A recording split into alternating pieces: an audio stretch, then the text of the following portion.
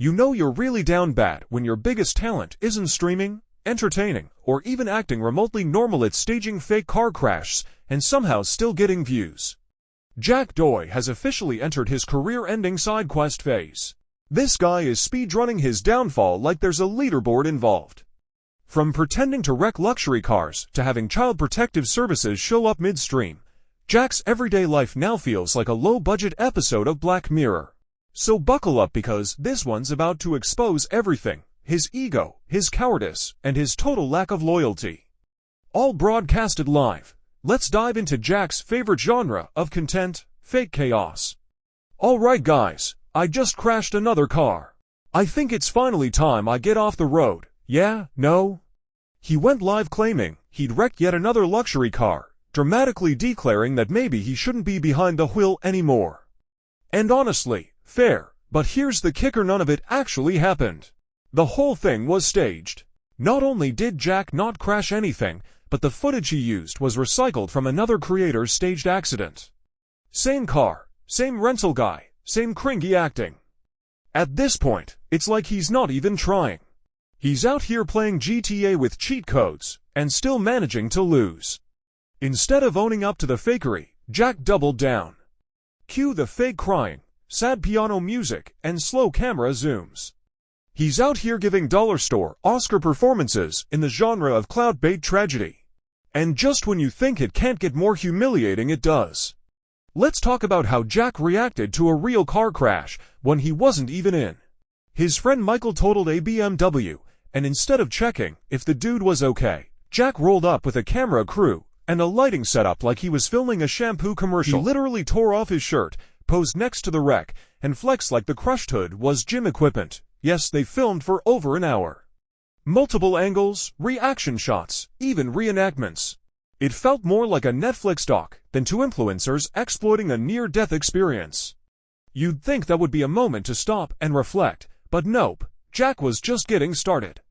Because right after the stage drama, real life showed up, and it had a badge. During a stream, Child Protective Services came knocking. No prank, no setup. Actual agents investigating serious allegations of child abuse. Jack's response: greater than I feel like I don't even have a kid. As if CPS just spins a wheel and lands on random influencers. That's not how this works. Someone filed a report. Something triggered that visit. This wasn't a joke, it was an official investigation.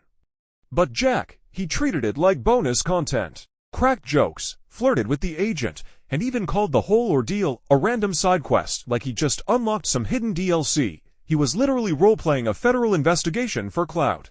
You'd hope this would be a wake-up call, but for Jack, it was just new material for the stream. He even referred to it as a new form of swatting. Greater than someone literally called Child Protection Services and reported me. I'm like, anyone can just do that. And she's like, yeah, I'm like, whoa, this is like a new level of swatting. And in the most twisted part, he actually praised whoever did it. Greater than whoever did that. It was genius. So _up, but genius. Because apparently, nothing says creative genius like being accused of child abuse. Live on Twitch. He even started reminiscing about past fake swattings like they were highlight reels. My favorite was when they came and said I killed my mom with a butter knife. That was wild. How are the cops even taking that seriously? Who talks like this? This isn't edgy. It's delusional. Jack has fallen so far into the content void, he's lost the plot. There's no line he won't cross for a thumbnail. Now let's get to the moment the mask really fell off Jack's Target livestream. He was filming an IRL stream with his new girlfriend when suddenly, a man allegedly flashed a weapon. Jack immediately panic-bolted like Scooby-Doo seeing a ghost, and in the chaos, he left his girlfriend behind. Yup, the moment he thought someone might be armed, his first instinct was to dive into his van and leave his girlfriend alone with a stranger they had just met. Imagine that. You're with someone who thinks there's a threat, and they just bounce. Not even a glance back. You couldn't script something this bad. Netflix would reject it for being too unrealistic. Then, as soon as the cops showed up, Jack completely switched up. Suddenly he's chest out, puffing up, shouting, greater than yeah, I'm like that now. What's up? What's up? What's up, dude? 30 seconds ago you were hiding behind a bodyguard and sprinting for your car. This is peak Jack behavior.